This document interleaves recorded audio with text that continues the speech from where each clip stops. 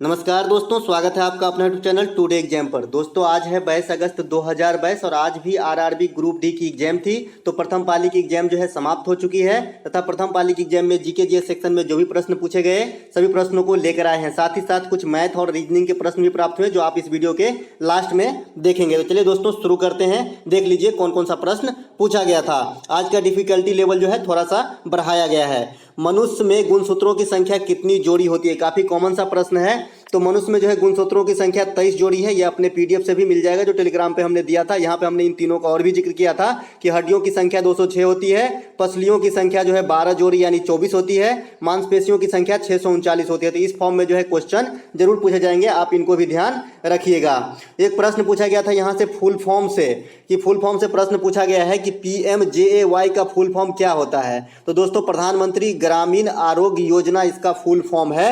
बात करें इस योजना की शुरुआत कब होती है तो 2018 में होती है। कहां से होती है तो झारखंड की राजधानी रांची से होती है। अब आरोग्य शब्द से आपको पता चल रहा होगा कि ये योजना जो है चिकित्सीय व्यवस्था से संबंधित है। ये जो है आयुष्मान भारत का ही एक ब्रांच बोल सकते हैं इसे। और इस योजना में 5 लाख रुपए की जो है सहायता राशि प्रदान किया जाता है एक फैमिली को।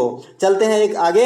अगला प्रश्न पूछा गया था कि जीएसटी कब लागू कराया गया था? कॉमन सा प्रश्न है ये। तो जीएसटी जो है 1 जुलाई 2017 को लागू कराई गई थी। अब जीएसटी का फुल फॉर्म पूछा जा सकता है तो इसका फुल फॉर्म होता है जो गुड्स एंड सर्विसेज टैक्सेस। 101वां संविधान संशोधन जीएसटी से संबंधित है।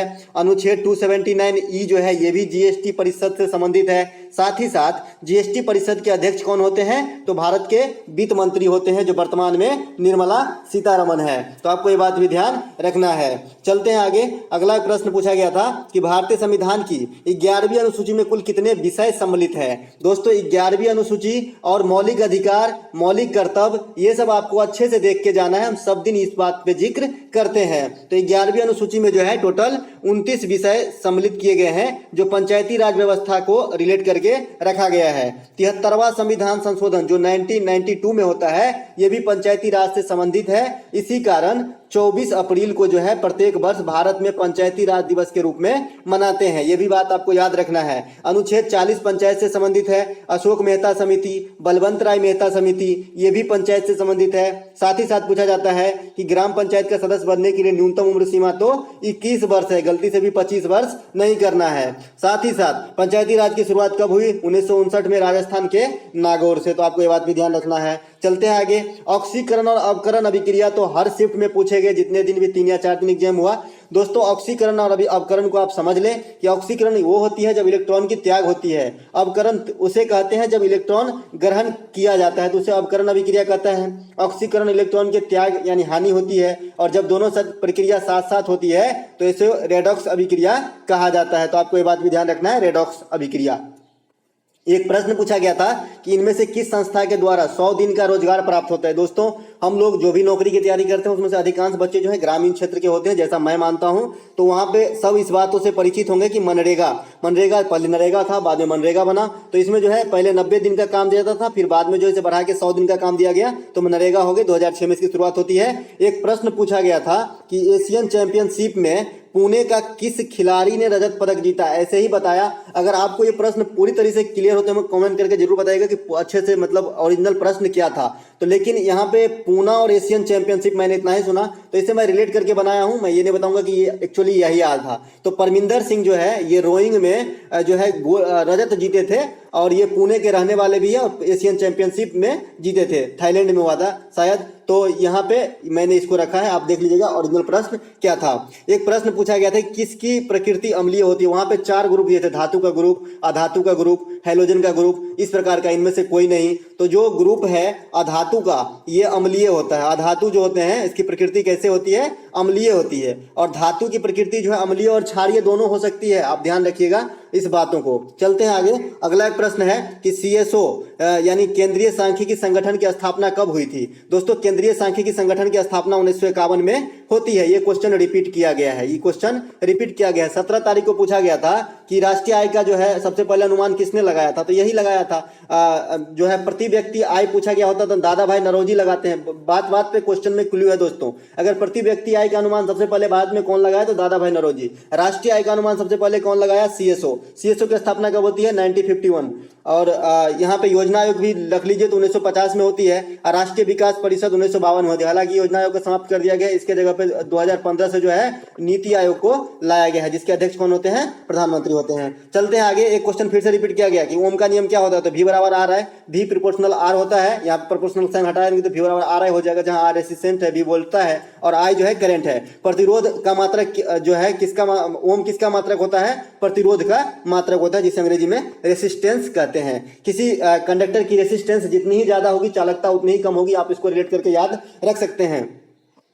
किसी राज्य में कानून का प्रधान कौन होता है? अगर एग्जैक्ट इसी प्रकार का क्वेश्चन होगा जैसा मैंने लिखा हूं तो कानून का प्रधान जो है ये तो राज्यपाल हो जाएगा। अगर सबसे बड़ी कानूनी अधिकारी पूछा जाएगा तो महाधिवक्ता हो जाएगा। जिस प्रकार भारत सरकार की सबसे बड़ी कानूनी अधिकारी महान्यायवादी है और सभी कानूनों का प्रमुख कौन होता है? राष्ट्रपति होता है। उसी प्रकार राज्य में सभी कानूनों का प्रमुख कौन होगा? राज्यपाल। अगर कानूनी पर्टिकुलर व्यक्ति के बारे में बात पूछेगा तो महाधिवक्ता हो जाएगा। तो देख लीजिएगा किस प्रकार का प्रश्न था।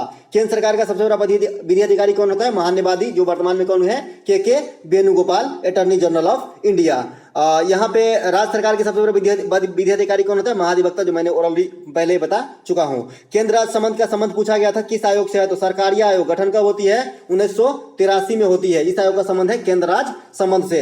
एक प्रश्न फिर से रिपीट किया गया था कि विटामिन ई का रासायनिक नाम क्या है? तो टेकोफेरॉल जो है विटामिन ई का रासायनिक नाम है। विटामिन ए का रेटिनॉल है, विटामिन B1 का थायमीन है, विटामिन सी का एस्कार्बिक एसिड है, विटामिन डी का कैल्सीफेरॉल है। और इन सब से होने वाले बीमारी को भी मैंने बता दिया था और पीडीएफ भी दे दिया हूं, आए काम आपका है। जैसे B1 से कमी से बेरी होती है, सी के कमी से स्कर्वी होती है, डी के कमी से रिकेट्स होती है, ई के कमी से जनन क्षमता में कमी होती है, के कमी से ब्लड क्लॉट नहीं होता, इत्यादि इत्यादि। बौद्ध धर्म से संबंधित एक प्रश्न आया था, फिर भी मैंने यहाँ पे बौद्ध धर्म से संबंधित कुछ बातें को रख दिया है, अगर इसमें से होगा तो आप देख लीजिएगा। महात्मा बुद्ध का जन्म लुम्बिनी में होती है, नेपाल में है। गृह त्याग की घटना महान विस्क्रमण कहलाता है। प्रथम उपदेश धर्मचक्र परिवर्तन कहलाता है। बुद्ध का मृत्यु महान परिनिर्वाण कहलाता है। कहाँ होती है? कुशीनगर में होती है। मृत्यु कहाँ होती है? कुशीनगर, यूपी के अंदर। और यहाँ पे 4 बौद्ध संगति हुआ था, जो इस प्रकार है। प्रथम हुआ था राजगीर में, दूसरा वैशाली में, तीसरा पाटलिपुत्र में, चौथा कुंडलवन कश्मीर में हुआ था कनिष्क के समय। तो यहाँ पे पूछा जाता है कि प्रथम किसके समय हुआ था? तो अजात शत्रु के समय, दूसरा कालाशोक के समय, तीसरा अशोक के समय और चौथा कनिष्क के समय। तो आपको ये सब बात ध्यान रखना है। साथ ही साथ बौद्धों के पवित्र ग्रंथ जरूर पूछे जाते हैं। तो बौद्धों के पवित्र ग्रंथ जो है त्रिपिटक है, बौद्धों के पवित्र ग्रंथ। इसमें जो है 3 पिटक आते हैं, सूत्र पिटक, अध्ययन पिटक, विनय पिटक। उसके बाद बुद्ध के पुनर्जन्म की कहानी कहाँ वर्णित है? तो जातक कथा में वर्णित है। दोस्तों जो भी वो बात एक्स्ट्रा फैक्ट बता रहा हूँ आपके बड़े काम की है, अगर आने वाले समय में आप एग्जाम देने वाले हैं तो। भारत का पहला परागन पार्क कहाँ खोला गया? हल्द्वानी, यूपी में। ये क्वेश्चन मैंने पहले सजेस्ट किया था। भारत का पहला कवक पार्क कहाँ खोला गया है? ये भी यूके यानी उत्तराखंड पिथौरागढ़ में खोला गया है। तो आपको ये बात भी ध्यान रखना है। एक प्रश्न आता है कि 2022 की शीतकालीन ओलंपिक खेलों का समापन कहाँ हुआ? तो ये चीन में हुआ था। चलते हैं आगे। निम्नलिखित में से कौन सा एक अर्धसूत्री विभाजन के बारे में सही है? ऑप्शन तो नहीं मिल पाए कि क्या था ऑप्शन में, और एग्जैक्ट ये अर्धसूत्री या समसूत्री दोनों पूछा गया था या एक ही पूछा गया था। लेकिन बता दें आपको कि अर्धसूत्री विभाजन वो विभाजन होता है जिसमें गुणसूत्रों का द्विगुणन यानी युग्मज होता है, साथ ही साथ कोशिका 2 बार विभाजित होते हैं, 2 बार विखंडित होती है। तो ये हो गई अर्धसूत्री विभाजन। एक होता है समसूत्री विभाजन। तो हो सकता है कि यही पूछा हो, ऑप्शन तो पता नहीं है, तो आप देख लीजिएगा एग्जैक्ट क्या था। अगर आपको प्राप्त हो तो हमें जो है कॉमेंट जरूर कर दीजिएगा ताकि हम दूसरे बच्चे को बता सके। अब देख लेते हैं कि मैथ में क्या क्या पूछा गया था। मैथ में तो एकदम हलवा पूछा गया था। एक क्वेश्चन पूछा गया था कि 2 संख्या का अनुपात 5:7 में है और महत्तम 17 दे दिया है, तो छोटी संख्या। आप जानते हैं कि HCF जो है किसी संख्या का वो बड़ा सा बड़ा पार्ट है जो उसमें इंक्लूड रहता है। तो मैंने यहाँ पे HCF 17 दे दिया है। एक को 17 को 5 से गुना करेंगे, एक 17 को 7 से गुना करें, 17 बजे 85 जो हो जाएगा आपका छोटा संख्या हो जाएगा, 119 जो है आपकी बड़ी संख्या हो जाएगी। तो यही आंसर करके आना था 85। एक प्रश्न यहाँ पे काफी इजी सा पूछा गया था कि किसी आयत का क्षेत्रफल 244 दे दिया गया है। क्षेत्रफल कितना दे दिया गया है? 244 दे दिया गया है, आपको 244 दे दिया गया था। और लंबाई दे दिया गया था 20, लंबाई दे दिया गया था 20। तो ये वाइड पूछा गया था, चौड़ाई पूछा गया था। आप जानते हैं L गुने B का मान दे दिया है 244 और आपका लंबाई है 20, तो 244/20 हो जाएगा। तो आप यहाँ इसको काटोगे तो 12 पॉइंट यहाँ पे 10 हो जाएगा और ये हो जाएगा 122, तो 12.2 आपका आंसर हो जाएगा। तो चौड़ाई कितना निकलना था? 12.2 निकलना था। दोस्तों काफी इजी क्वेश्चन आ रहे हैं, आपको जो है एक्यूरेसी रखना है बस। और साथ ही साथ आपके लिए खुशखबर ये है कि जो इस बार उपस्थिति है कम हो रही है, उपस्थिति बहुत कम हो गई है, तो इससे जो है आपकी रिजल्ट की संभावना काफी बढ़ जाती है। अच्छे से एग्जाम दीजिए। किसी त्रिभुज के 3 भुजाओं की लंबाई 5, 7, 10 है, तो त्रिभुज का क्षेत्रफल क्या होता है? तो 5 और 7 है और 10 है। त्रिभुज का क्षेत्रफल आपसे पूछा गया है, तो त्रिभुज का क्षेत्रफल आप इसमें हीरो सूत्र लगाएंगे, क्योंकि यहाँ पे जो है न तो समबाहु है न समकोण त्रिभुज है, ये विषमबाहु त्रिभुज है। हीरो सूत्र लगा लेते हैं। हीरो सूत्र क्या होता है, पैरामीटर का आधा s हो जाता है। 10 5 15 7 22, पैरामीटर का आधा कितना हो गया 11। अब रूट अंडर 11 इंटू 11 माइनस 5 कितना हो जाएगा 6, फिर 10 1 और 11 में से 7 गया तो 4। अब इसी को रूट से निकाल लेंगे, आपका आंसर हो जाएगा 2 रूट 66 हो सकता है इसके आंसर, अगर एग्जैक्ट यही आंकड़ा दिया गया होगा तो। एक प्रश्न पूछा गया था कि 4000 की राशि 9% चक्रवृद्धि ब्याज पर 2 वर्ष का चक्रवृद्धि ब्याज। दोस्तों 2 वर्ष के लिए क्या होता है 2r स्क्वायर होता है। अब यहाँ पे 9 वर्ष दिया गया, 9 दूनी का 18 और 9 नमा की 81, तो आपको सिंपली जो है इस मूलधन का 18.81% निकाल देना है।